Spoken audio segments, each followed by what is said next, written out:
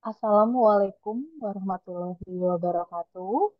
Shalom, Om Swastiastu, Namo Buddhaya, salam kebajikan dan salam sejahtera bagi kita semua.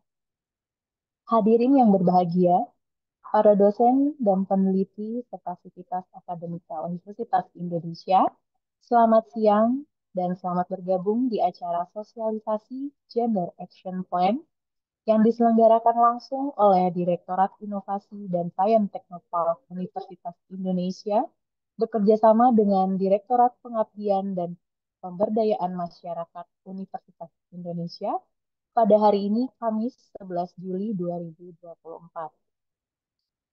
Bapak, Ibu, para dosen dan peneliti serta sivitas akademika Universitas Indonesia, perkenalkan saya Arika Dewi yang akan memandu jalannya acara. Sebelumnya, saya mohon izin Bapak Ibu peserta untuk dapat mengisi daftar hadir pada link yang telah disampaikan oleh panitia pada kolom chat.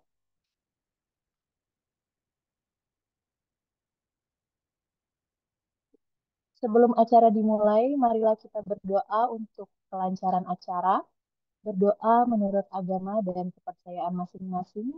Berdoa dimulai.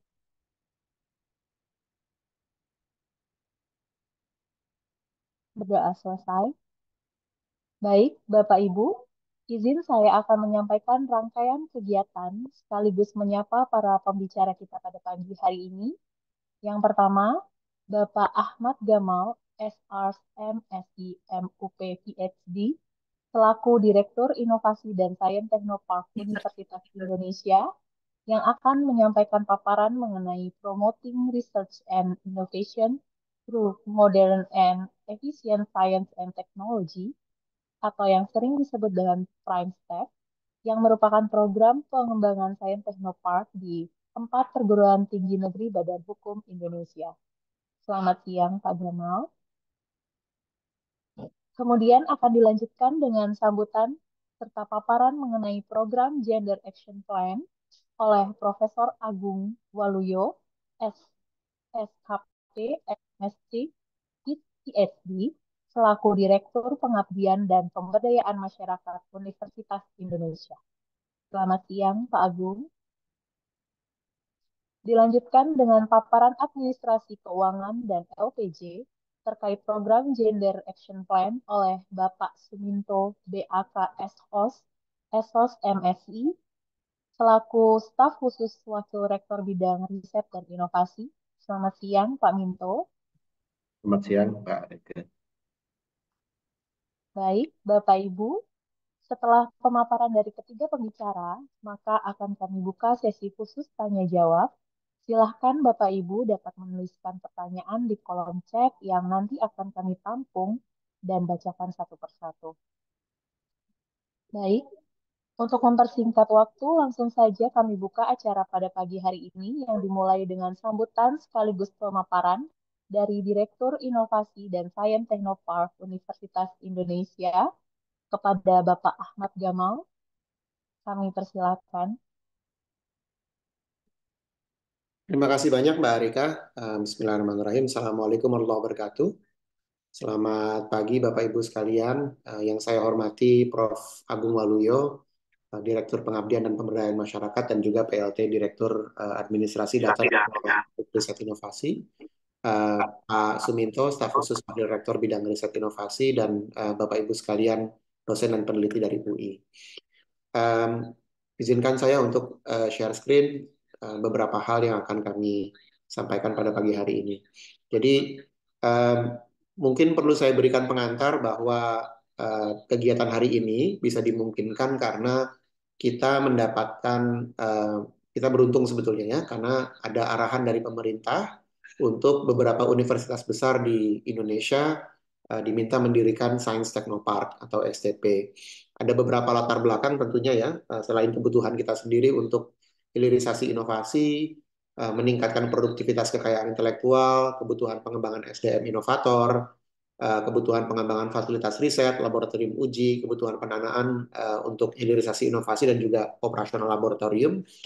Ada juga beberapa instruksi presiden dan peraturan-peraturan yang mendorong diciptakan ekosistem yang memadai untuk pengembangan inovasi di universitas begitu ya. Mungkin Bapak Ibu ada yang familiar dengan gedung ini. Ini gedung yang baru saja dibangun di sebelah ILRC, yaitu gedung Sains Teknopark yang insya Allah akan memfasilitasi seluruh kegiatan ideasi, prototyping, product development, eh, pendirian startup atau perusahaan rintisan, produksi pilot, dan juga produksi pada skala massal untuk beberapa jenis inovasi. Ini adalah ekosistem inovasi yang sudah kami bangun sejak tahun 2020, Bapak Ibu. Jadi Bapak Ibu akan difasilitasi untuk kegiatan inovasi berupa ideasi, analisis kesiapan teknologi, dan juga tentunya pendanaan untuk pengembangan inovasi. Lalu kemudian pendaftaran kekayaan intelektual atau KI, valuasi paten, dan juga hilirisasi melalui mekanisme transfer teknologi ke mitra industri atau lisensi begitu ya. Dan pendirian perusahaan rintisan atau startup melalui inkubator bisnis kami. Nah, ini adalah program yang atau pendanaan yang saat ini sedang kami kelola dari Direktorat Inovasi dan Sains Teknopark. Namanya adalah Prime Step dari Asian Development Bank dengan 3 komponen ya, peningkatan fasilitas, peningkatan sistem inovasi dan kemitraan, dan yang terpenting yang hari ini relevan adalah penguatan kelembagaan dan SDM. Ini adalah target-target yang kami hadapi. Mungkin yang tadi pagi Bapak Ibu ada yang juga ikut serta familiar begitu ya dengan bahwa kami punya target untuk kolaborasi riset internasional dan juga postdoc. Tapi hari ini di siang ini di kesempatan kali ini yang lebih relevan adalah untuk pencapaian target-target yang kaitannya dengan kesetaraan gender dan inklusi sosial gitu ya. Jadi kami diminta untuk kalaupun mendirikan laboratorium atau teaching factory atau fasilitas untuk startup, selalu ada fitur-fitur yang gender dan social inklusif, lalu kemudian melibatkan partisipasi wanita dalam startup-startup kami, mendorong publikasi riset yang berkaitan dengan inklusi sosial dan gender, dan juga climate adaptation, begitu ya. Implementasi kebijakan yang inklusif, dan juga menyelenggarakan seminar-seminar dan forum berbasis kebijakan gender. Jadi hari ini kami launching atau meluncurkan 2 kegiatan. Tadi pagi sudah kita luncurkan kegiatan yang berkaitan dengan International Postdoctorate Program. Ini mohon maaf, background saya juga ternyata masih background yang tadi pagi ya, tanpa sadar. Ya, lebih tepat sekarang. Dan siang hari ini yang akan kita sosialisasikan adalah Gender Action Plan. Ini mungkin akan saya skip. Poinnya adalah ada 3 bidang yang sangat strategis begitu ya Bapak Ibu ya, yang berkaitan dengan program-program STP. 3 kelompok produk ini hampir selalu berkaitan dengan paten-paten yang memang besar di UI atau banyak di UI begitu ya. Jadi bidang-bidang yang berkaitan dengan drug and functional food atau obat dan pangan fungsional, lalu bidang-bidang yang berkaitan dengan alat kesehatan, dan bidang-bidang yang berkaitan dengan general engineering.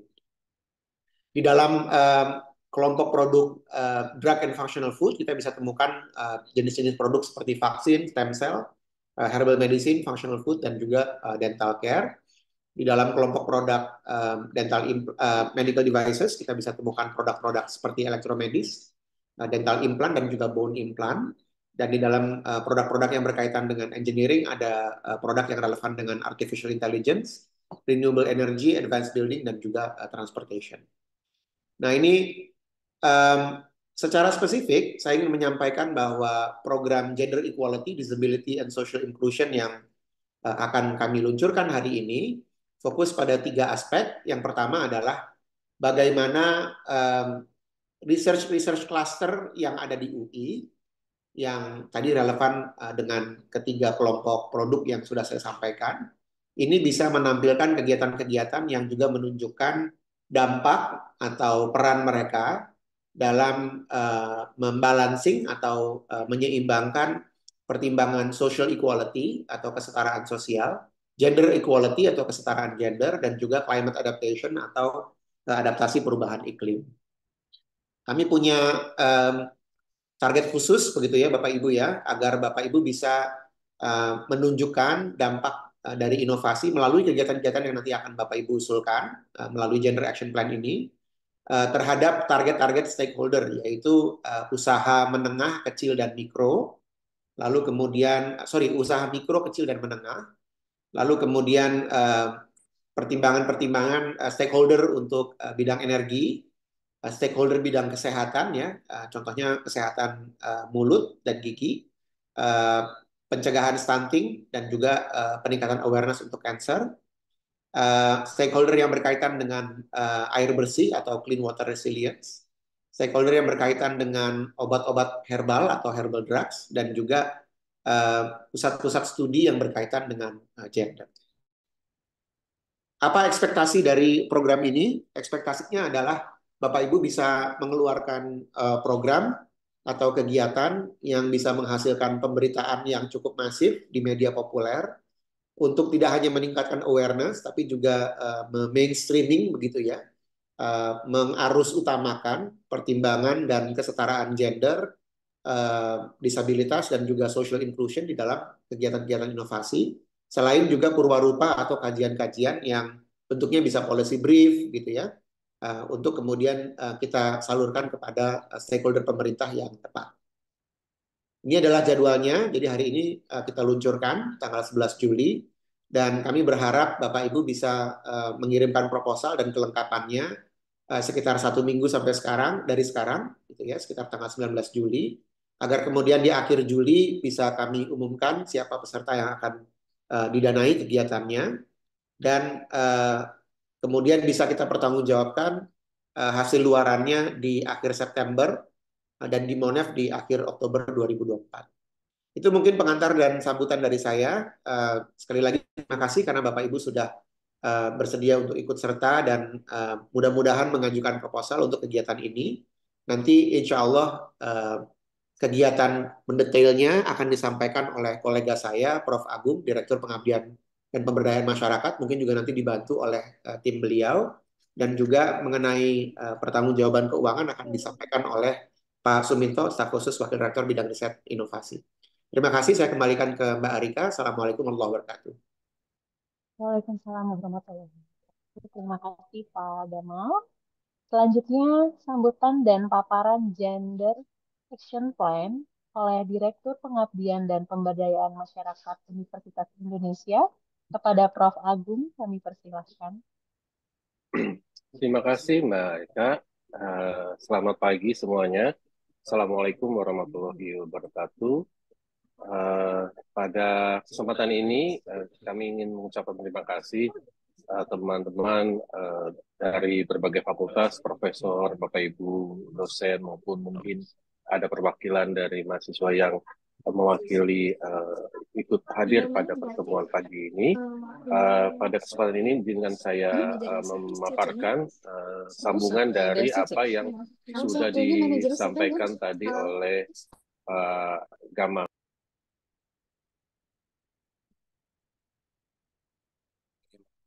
Saya nih.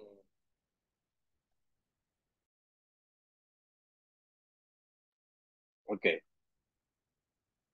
Dari yang sudah disampaikan oleh Pak Gamal, sebenarnya kami memiliki andil di dalam mengedepankan pada keterwakilan gender di kegiatan Prime Step ini. Sehingga di pagi ini, selain latar belakang yang tadi juga sudah sebagian disampaikan oleh Pak Gamal, saya akan sampaikan gugus inovasinya, Prime Step output, dan penjelasan Gender Action Plan. Bapak Ibu Prof yang saya hormati, sebagai latar belakang Direktorat Pengabdian dan Pemberdayaan Masyarakat Universitas Indonesia serta Direktorat Inovasi Sains Teknopark berkomitmen sebagai pusat unggulan ilmu pengetahuan teknologi dan kebudayaan untuk memberikan pendanaan pada kegiatan Gender Action Plan 2024 ini untuk penguatan kelembagaan dan juga pemberdayaan masyarakat. Tujuan dari pendanaan ini untuk mendorong keadilan dan kesetaraan gender kemudian memberikan pendampingan untuk kegiatan pendukung program pengabdian dan pemberdayaan masyarakat yang terkait gender equality, social equality, dan climate adaptation, serta meningkatkan jumlah luaran publikasi, hasil program pengabdian dan pemberdayaan masyarakat, serta inovasi.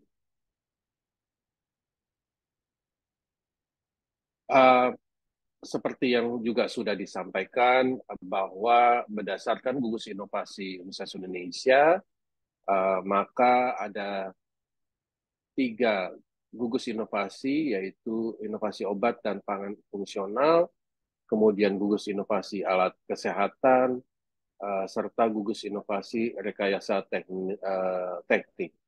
Dan tentu saja kami sangat concern dengan juga memasukkan isu gender di dalam kegiatan inovasi yang ada di Science Technopark ini.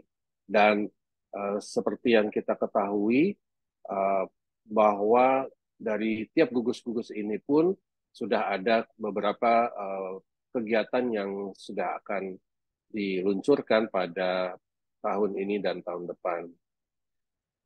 Sedangkan Gender Action Plan yang kita ketahui bahwa sebenarnya ada beberapa komponen.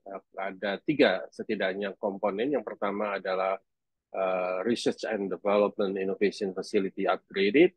Jadi kegiatan yang melibatkan pengembangan laboratorium riset yang fokus pada gender inclusive design, kemudian produk development-nya ini juga memfasilitasi isu gender inclusive design, serta incubation startup facilities gender inclusive design. Komponen yang lain adalah innovation system and strategic research and development partnership improve. Ini juga harus mewakili 35,5% startup incubation participants are female, yang nantinya tentu akan mempengaruhi strategic research project yang memang sensitif terhadap isu tersebut. Dan yang sangat berkaitan dengan kegiatan kita pada pagi hari ini, yaitu adalah komponen ketiga, Research and Institutional Capability of 4 STPs and Project Management of MOECRT Strengthen. Jadi kita kegiatan pada tahun ini fokus pada sharing of gender mainstreaming policies and practices in public seminars and forums for other Indonesia universities. Nah, inilah yang nanti pendanaan Gender Action Plan akan difokuskan. Jadi bagi profesor, Bapak Ibu sekalian yang kami hormati, sudah memiliki beberapa kegiatan riset yang sudah mulai established, yang sudah menghasilkan produk, apapun itu produknya, seperti yang tadi disampaikan oleh Pak Gamal, bisa berupa policy brief. Ini yang kemudian kita bentukkan dalam sebuah kegiatan sharing session. Ini tadi sudah disampaikan oleh Pak Gamal bahwa kegiatan gender equality itu merupakan bagian dari map ataupun rencana besar Science Technopark Universitas Indonesia. Dan tentu saja ini aspek-aspek lain tentang social equality, climate adaptation, dan UI Research Clusters itu pun sangat berkaitan dengan isu-isu gender equality.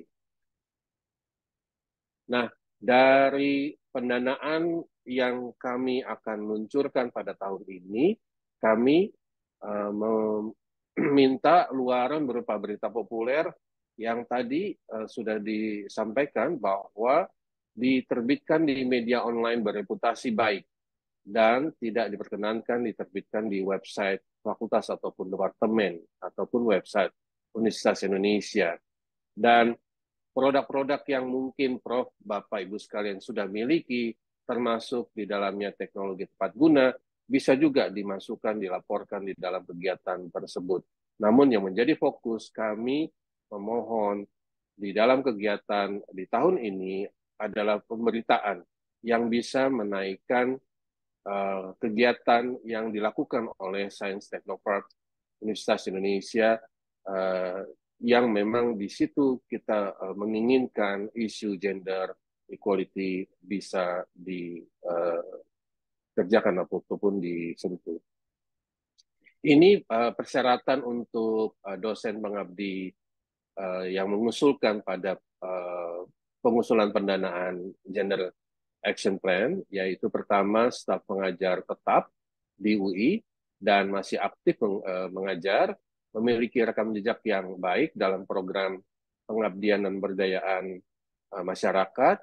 Ini base laporan yang kami miliki dan terpenuhinya luaran daripada kegiatan program pengabdian masyarakat di tahun-tahun sebelumnya, khususnya di tahun 2023. Memiliki kapabilitas rekam jejak keilmuan dan sains yang sesuai dengan kegiatan yang diusulkan ataupun masalah yang sedang ditangani. Memiliki produk, metode iptek atau hasil riset atau inovasi yang siap diimplementasikan. Judul luaran yang dihasilkan berbeda dengan pendanaan lembaga pendanaan lain. Kemudian luaran yang dihasilkan adalah hasil pelaksanaan program Pengmas yang dilakukan oleh pengusul. Pengusul telah mempersiapkan draft narasi kegiatan rilis berita untuk diberikan kepada tim media yang akan dituju dan diprioritaskan bagi pengusul yang memiliki jejaring dengan para penerima manfaat serta Pemda terkait di lokasi kegiatan. Persyaratan untuk anggota staf pengajar UI dan berbeda disiplin ilmu dengan ketua tim namun bersinergis dengan di dalam programnya. Persyaratan anggota yang lain bisa mahasiswa aktif atau tenaga pendukung, misalnya tenaga administrasi, tenaga teknisi, dan juga alumni UI dengan syarat memiliki tanggung jawab terhadap pelaksanaan program serta berdomisili di lokasi pelaksanaan kegiatan. Program yang dilakukan tidak diperkenankan jika hanya berupa pengambilan data saja, uji coba, atau kegiatan yang masih berupa riset ataupun penelitian. Pendanaan kami tetapkan maksimal 100 juta rupiah.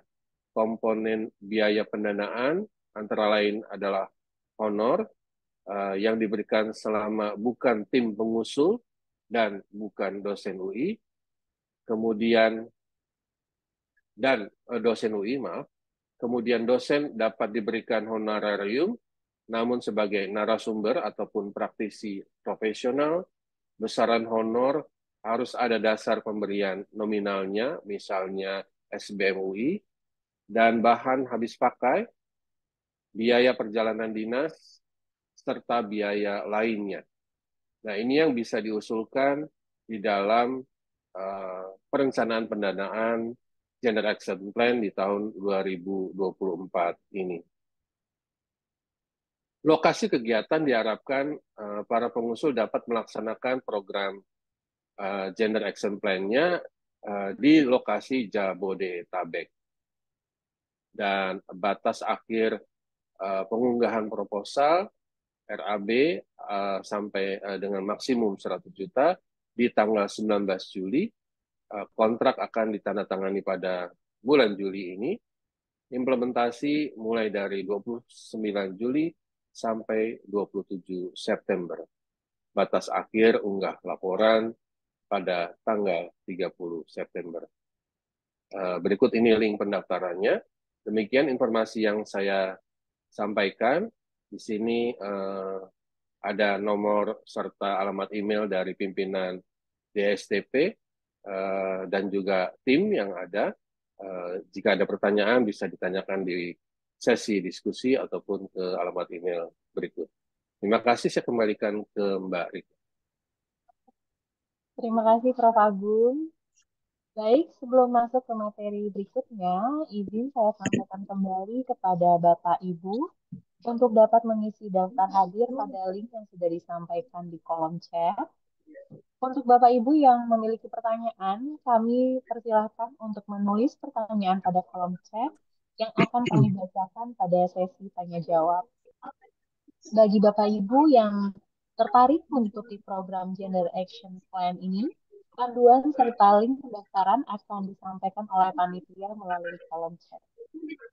Baik, selanjutnya paparan administrasi keuangan oleh staf khusus Wakil Rektor Bidang Riset dan Inovasi kepada Bapak Suminto kami persilahkan.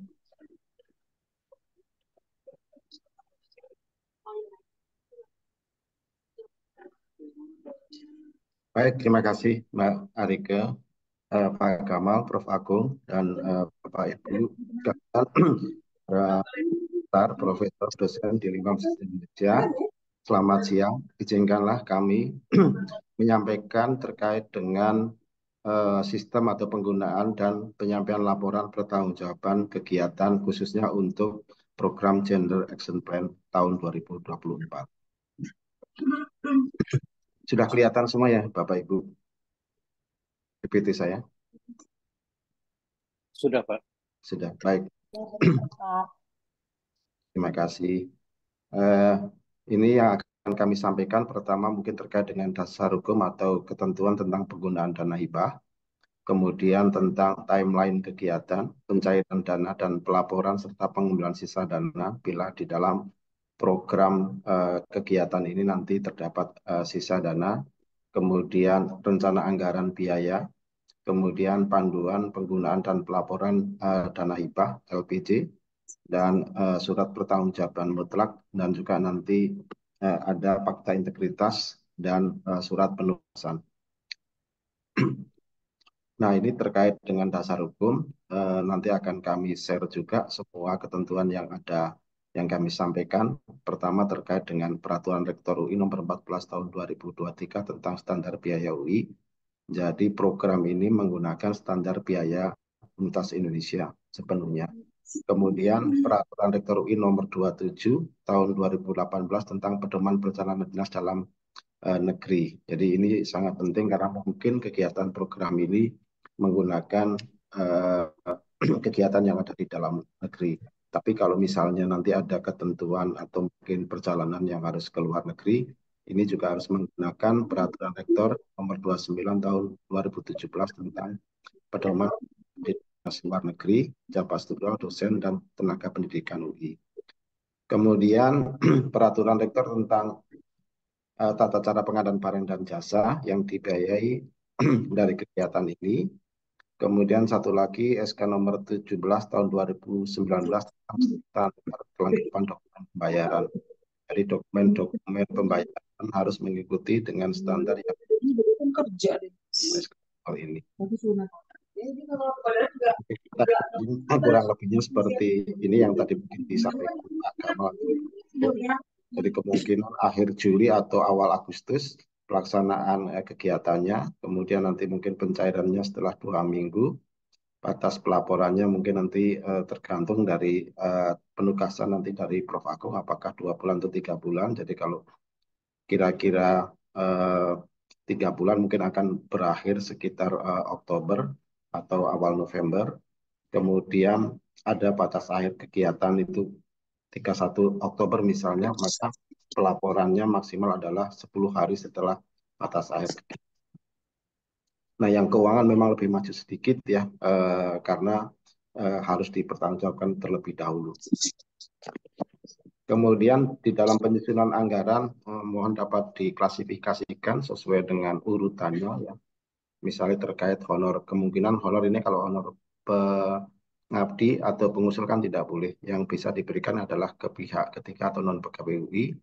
Kemudian nanti kalau terkait dengan perjalanan, jadi RAB-nya mungkin terkait perjalanan juga dikelompokkan dalam satu item perjalanan, akunnya, kemudian yang PHP, dan juga yang operasional lainnya. Nah, tadi mungkin sudah disinggung sedikit terkait komponen pembiayaan atau pendanaan yang Gender Action Plan. Pertama untuk biaya publikasi.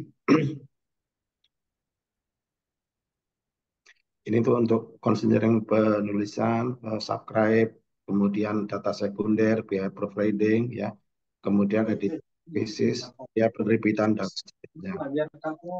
Kemudian untuk biaya perjalanan Ini dan semua lagi pada akomodasi bisa untuk pesawat, sewa mobil, penginapan, uang harian, taksi bandara, dan sebagainya. Kemudian operasional lainnya meliputi belanja rapat, ATK, percetakan, laporan, dan operasional pendukung lainnya. Jadi alokasi ini tidak diperkenakan untuk honor pengusul atau pembelian investasi atau aset.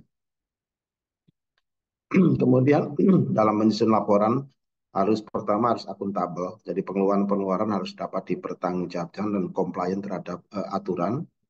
Kemudian relevan pengeluaran berkaitan dengan pelaksanaan riset atau pengmas atau program dan kegiatan. Jadi dokumen-dokumen yang nanti disampaikan harus sesuai dengan program yang terkait dengan Gender Action Plan.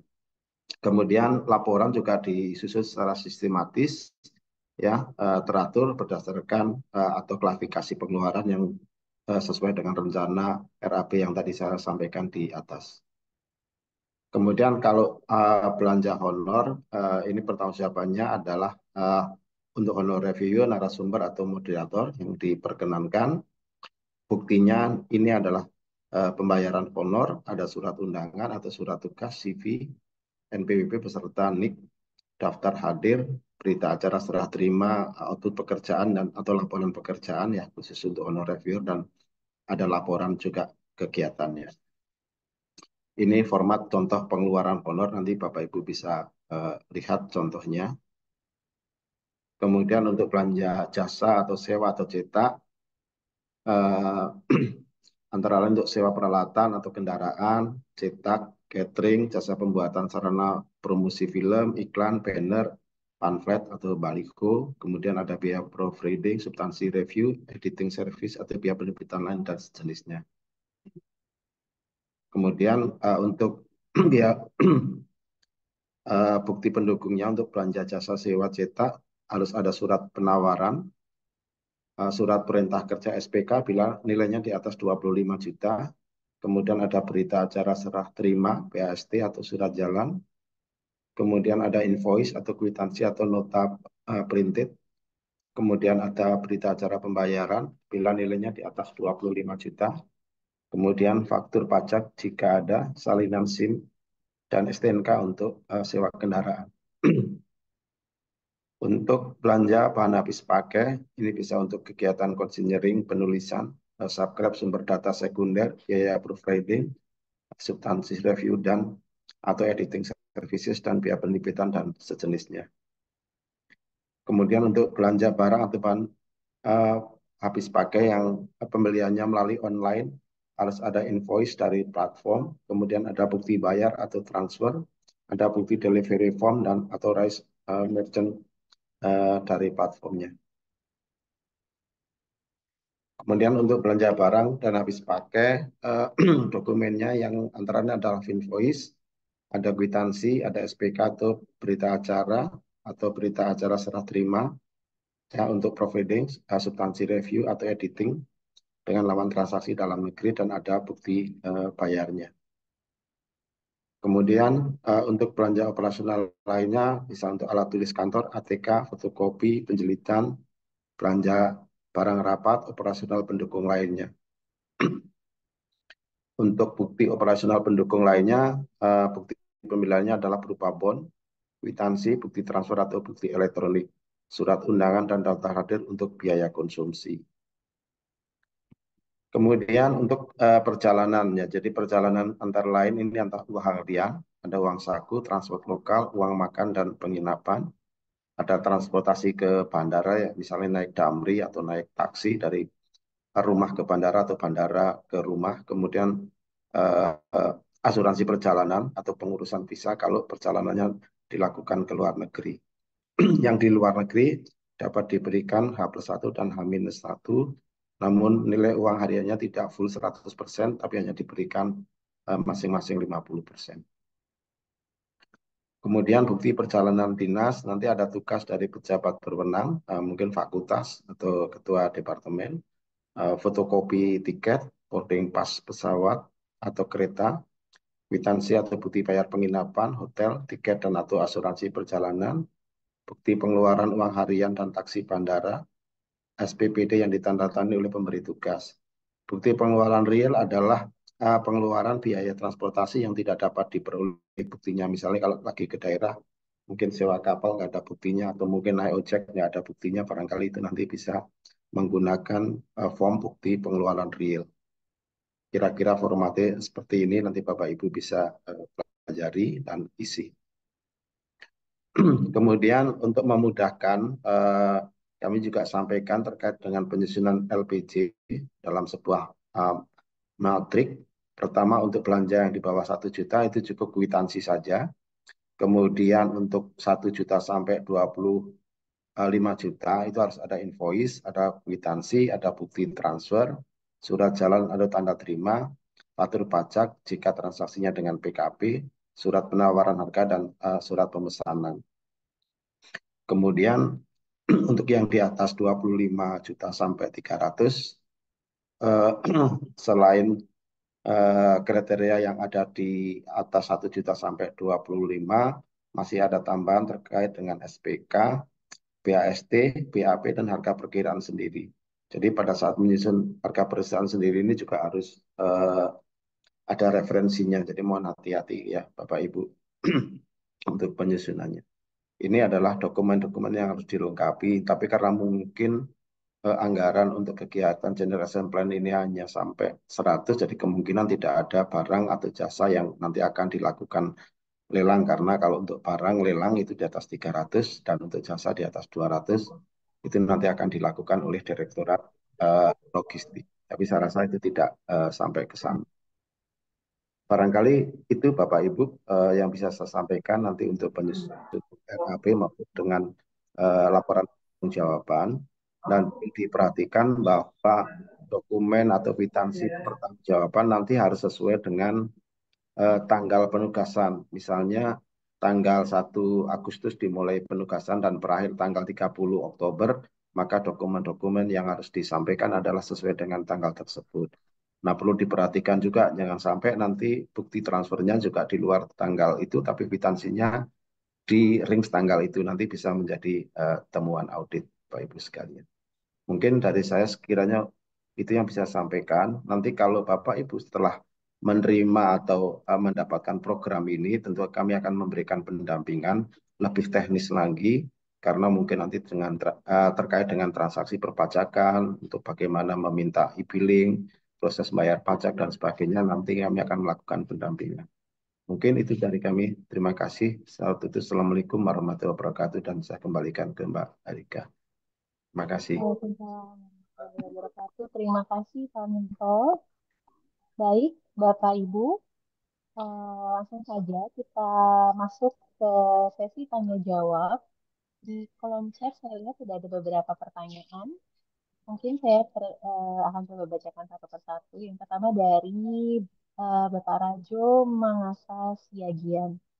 Untuk program pendanaan Gender Action Plan yang diprioritaskan dilakukan sekitar di Jabodetabek, bila kami hendak mengusulkan Pengmas di NTT melanjutkan program yang 10 tahun telah berjalan, apakah masih sesuai dengan target program yang bisa didanai? Silakan mungkin bisa dijawab dari dari Prof. Agung barangkali. Baik, nanti mungkin akan dilengkapi oleh Bu Saraswati atau Mbak Yayas. Ya, sesuai dengan panduan ataupun paparan yang tadi sudah kami sampaikan, bahwa kegiatan yang kita akan danai saat ini memang masih di area Jabodetabek, dan betul mungkin ada kegiatan yang sangat berkaitan dengan Gender Action Plan di daerah timur sana. Namun barangkali mungkin itu sebagai penguat saja jika Bapak, Ibu, Prof memiliki rencana menduplikasi kegiatan tersebut di daerah Jabodetabek, itu bisa kegiatan di NTT itu bisa menjadi salah satu track record yang akan kami pertimbangkan. Mungkin Mbak Yes mau menambahkan, silakan. Baik, terima kasih Prof. Terima kasih Bapak atas pertanyaannya terkait dengan memang arahan dari kementerian bahwa pengabdian masyarakat baiknya juga dilakukan khususnya terfokus pada wilayah hidup atau ruang hidup dari universitas tersebut. Sehingga berdasarkan pijakan itu, meskipun dari direktorat kami memiliki berbagai program penugasan khususnya ke Indonesia Timur, tetapi terkait dengan Gender Action Plan akan terfokus pada ruang hidup Universitas Indonesia kurang lebih yang memang jaraknya tidak terlalu jauh dari Universitas Indonesia. Demikian Bapak. Baik, terima kasih Prof. Terima kasih Mbak Yayas. Mudah-mudahan sudah cukup menjawab. Ya, Pak Raju, mungkin bisa kami lanjutkan ke pertanyaan berikutnya. Ada pertanyaan dari Ibu Dewi. Izin bertanya, yang pertama, pendanaan Gender Action Plan ini bisa untuk Pengmas dan atau riset, apakah begitu? Yang kedua, apakah ada platform besaran RAB untuk masing-masing riset dan Pengmasnya? Yang ketiga, apakah ada batasan areanya untuk Pengmas? Terima kasih. Mungkin bisa dibantu kembali Pak Prof. Agung, Bu Yayas. Ya, saya coba sedikit ya menyampaikan informasi. Jadi, yang menjadi fokus kita di tahun ini sebenarnya adalah merupakan rangkaian kegiatan dari Civitas, yaitu Prof, Bapak Ibu sekalian, yang sudah berkaitan dengan Gender Action Plan. Pada kesempatan tahun ini, kita disediakan pendanaan untuk juga Sains Teknoparknya sensitif terhadap masalah gender tersebut. Nah, jadi agak sulit kami menjawabnya bagaimana pembagian riset, Pengmas dan inovasinya, kemudian pagu-pagunya. Karena memang ini merupakan bagian rangkaian kegiatan yang sudah merupakan rekam jejak Prof. Bapak Ibu sekalian. Kegiatan di tahun ini lebih kepada sharing apa yang sudah Prof. Bapak Ibu lakukan, bukan memulai dari awal lagi. Sehingga memang nantinya yang akan menjadi fokus pendanaan tahun depan itu bagaimana ini menjadi bagian dari kegiatan inovasi, hilirisasi. Mungkin itu yang bisa saya sampaikan. Saya persilakan nanti Mbak Yayas ataupun Pak Gamal bisa menambahkan. Silakan Mbak Yayas. Baik, terima kasih Prof. Terima kasih Bu Dewi atas pertanyaannya. Sesuai dengan peran Direktorat Pengabdian dan Pemberdayaan Masyarakat, kami membantu melakukan peninjauan terhadap proposal-proposal dan juga pendampingan terhadap kegiatan atau program yang akan berlangsung sampai nanti bulan September. Adapun Ibu Dewi, seperti yang tadi disampaikan oleh Pak Gamal dan juga Prof. Agung, penekanan pada climatic adaptation, kemudian pada gender inclusivity dan juga social inclusivity, termasuk juga klaster teknologi, sains dan teknologi yang memang menjadi ciri khas dari Sains Teknopark tersebut. Pertanyaan Ibu adalah bagaimana aspek riset maupun aspek pengabdian masyarakatnya. Sebenarnya seperti yang disampaikan oleh Prof. Agung, penekanannya itu sudah lebih pada pelaksanaan pengabdian masyarakat. Misalnya saya bisa ceritakan dari hasil diskusi dengan baik itu pihak kementerian maupun dari ADB, memang yang ditargetkan adalah bagaimana mendapatkan produk-produk dengan TKT yang sudah sampai pada tingkat penggunaan di TKT 5 dalam pengertian bahwa sudah melewati aspek riset awalnya dan sudah mulai diterapkan, disiap terapkan, dan juga sudah memiliki orientasi pada pemanfaatan agar bisa digunakan oleh masyarakat. Jadi sebenarnya aspek risetnya seperti yang tadi sudah disampaikan, sudah riset lanjutan. Demikian Bu Dewi, mudah-mudahan bisa menjawab. Baik, terima kasih Bu Yayas, Prof. Agung. Barangkali ada tambahan dari Pak Gamal? Mungkin tambahan sederhana saja ya. Saya rasa penjelasan Pak Agung dan Bu Yaya sudah sangat jelas. Sederhananya ini adalah pendanaan pengabdian masyarakat begitu ya, Bapak Ibu ya. Ini bukan pendanaan inovasi. Namun kami berharap pengabdian masyarakat yang Bapak Ibu laksanakan itu berbasis inovasi, kira-kira begitu ya. Itu sebabnya kami menyalurkan pendanaan ini dengan melibatkan Prof. Agung, Bu Yayas, dan tim Direktorat Pengabdian dan Pemberdayaan Masyarakat. Kenapa? Karena beliau-beliau ini yang lebih mumpuni dibandingkan kami untuk menilai seberapa baik proposal pengabdian masyarakat.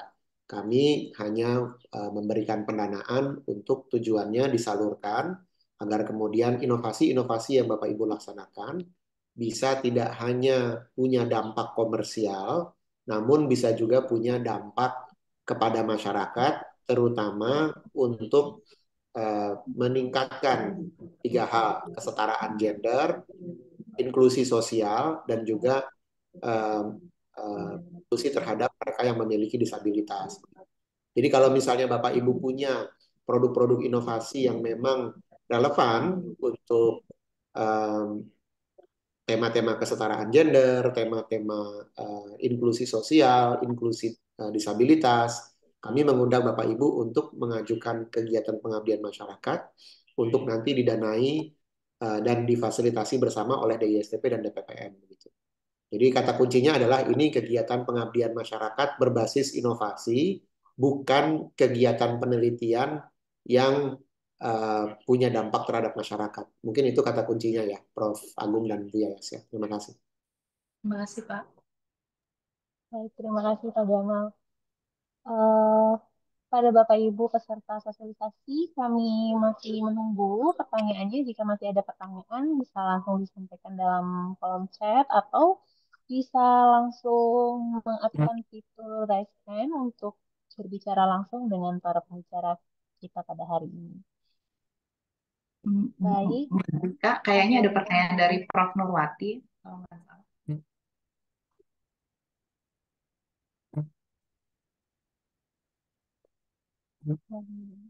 sebentar. Oh ya, ada satu pertanyaan dari Prof. Nurwati. Ini bila dimasukkan dalam peneliti gender action plan, namun ingin dirubah begitu ya, Prof ya, menjadi tentang kanker itu bagaimana ya, Bu Yayas dan Prof. Agung mungkin bisa dibantu. Baik, Boleh Prof. Agung. saya Ya, Mbak ya, mohon silakan. maaf, Prof. Silakan, Prof. Monggo. Silakan, Prof. Silakan, Prof. Iya, baik. Jadi saya kan masuk dalam penelitian gender ya. Sedangkan saya ini bekerja di Rumah Sakit Darmais, jadi saya melihat perlu sekali ada gerakan untuk prevensi kanker ini. Dan ini saya kira bagus sekali karena saya lihat bahwa program untuk ini sudah ada begitu. Jadi pertanyaan saya, apakah saya gerakan ini hanya untuk wanita saja karena ini gender, atau saya berubah sama sekali menjadi penelitian untuk pencegahan kanker pada seluruh masyarakat. Jadi tidak tergantung gender, tua, muda, laki, perempuan, misalnya ke sekolah-sekolah, ke perguruan tinggi, kemudian ke pasar-pasar, ke kantor-kantor, dan seterusnya. Apakah itu diperbolehkan saya berubah ke sana, ataukah tetap saja dengan gender, jadi bisa simultan begitu. Terima kasih Mbak Saraswati. Terima kasih Prof. Nurwati, saya membantu menjawab. Memang penelitian dan juga publikasi Prof. Nurwati terkait kanker itu sangat penting, tetapi juga salah satu tujuan dari Sains Teknopark adalah bagaimana penelitian-penelitian menyasar pada sisi-sisi yang tajam mencoba menguak ketimpangan atau justru kekurangan rumpang di dalam pengetahuan itu sendiri terkait dengan perempuan.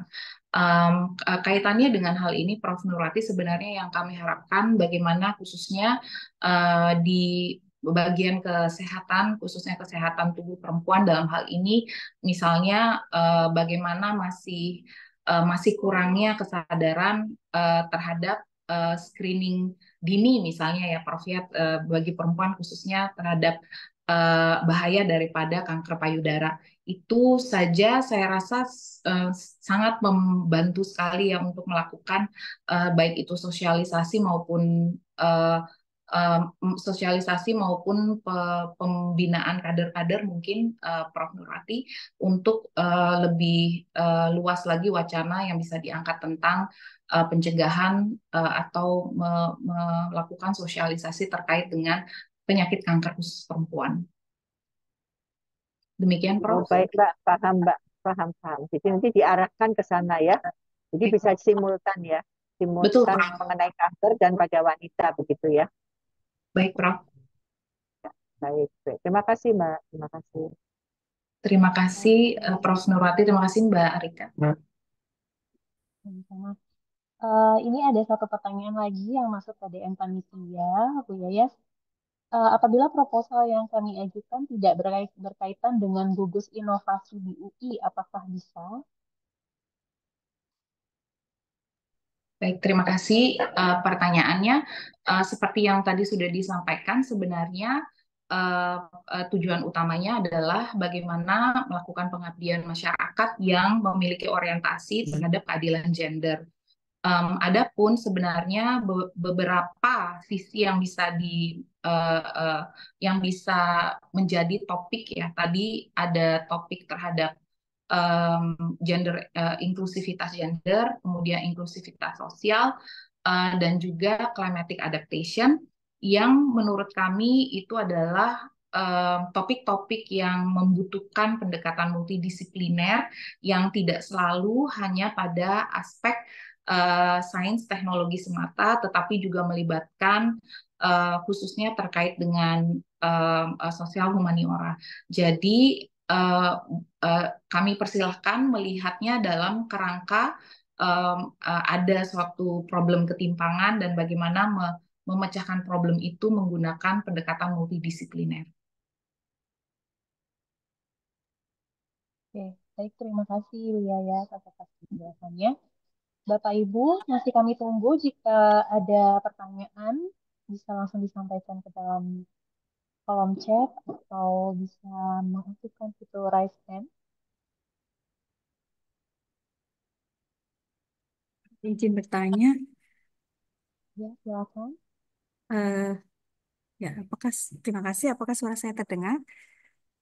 Terdengar Ibu Ya, Dewi, silakan. izin bertanya, melanjutkan pertanyaan saya tadi. Jadi, saya kan ada penelitian terkait wanita ya. Jadi, populasi stem cell pada ASI.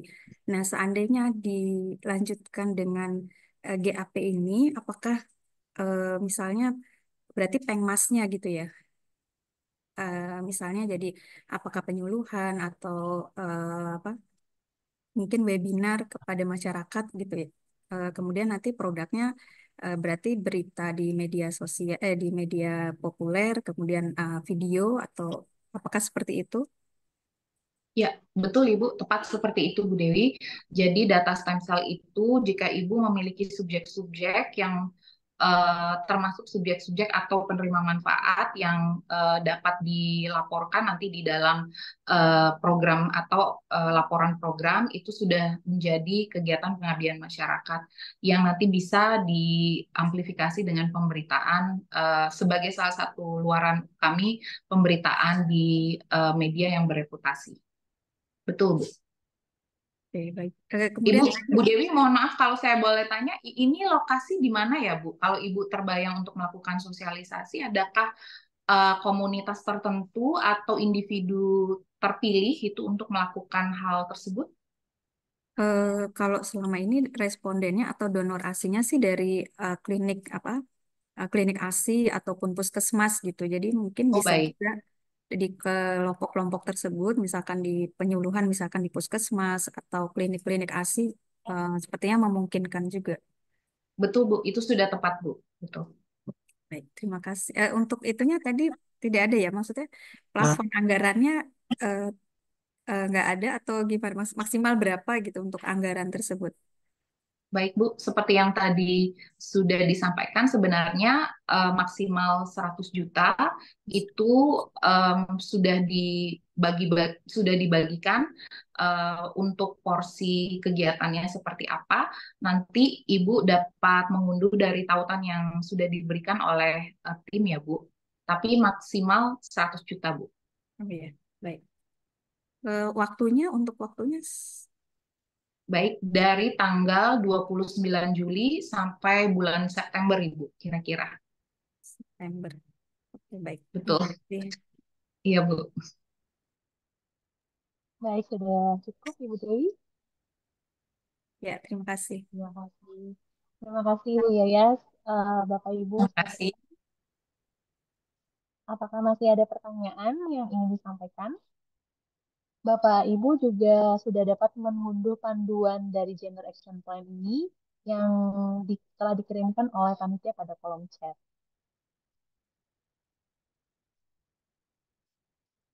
Baik, Bapak Ibu, jika sudah tidak ada pertanyaan lagi, sebelum acara kami tutup, izin untuk berfoto bersama terlebih dahulu. Bapak Ibu mohon dapat membuka kamera dan dimohon panitia untuk dapat membantu mengambil gambar. Baik, kita mulai dari slide pertama. 1, 2, 3. Terima kasih. Di slide kedua. 1, 2, 3. Terima kasih sekali lagi di slide ketiga. 1, 2, 3. Baik. Terima kasih Bapak Ibu pembicara serta Bapak Ibu peserta. Selanjutnya bagi Bapak Ibu yang berminat untuk mengikuti program Gender Action Plan dapat mengunduh panduan pada link yang sudah disampaikan oleh panitia serta dapat melakukan registrasi pendaftaran pada link yang sudah tertera di layar. Jika Bapak Ibu ada pertanyaan lebih lanjut terkait program, silakan dapat menghubungi PIC program pada nomor telepon WhatsApp yang tertera di dalam panduan. Baik, terima kasih sekali lagi. Kami sampaikan kepada Bapak Ibu peserta serta pembicara, saya mewakili seluruh panitia acara. Mohon maaf jika ada kesalahan dan kekurangan kami dalam menjalankan acara. Selebihnya, kami mengucapkan terima kasih. Semoga acara ini dapat bermanfaat bagi kita semua. Izin acara kami tutup. Wassalamualaikum warahmatullahi wabarakatuh. Waalaikumsalam. Waalaikumsalam. Terima kasih, Pak Tika. Terima Terima kasih. kasih. Ya, terima kasih Anto, Bapak Ibu Prof. sekalian. Agung, Terima kasih Pak Bapak Gamal. Ibu. Terima kasih Mbak Dr. Rika. Benso, terima kasih. Terima kasih. Terima kasih Iya. dokter. Ya, terima kasih. Mohon Terima izin. kasih Bapak Ibu semuanya. Izin kami.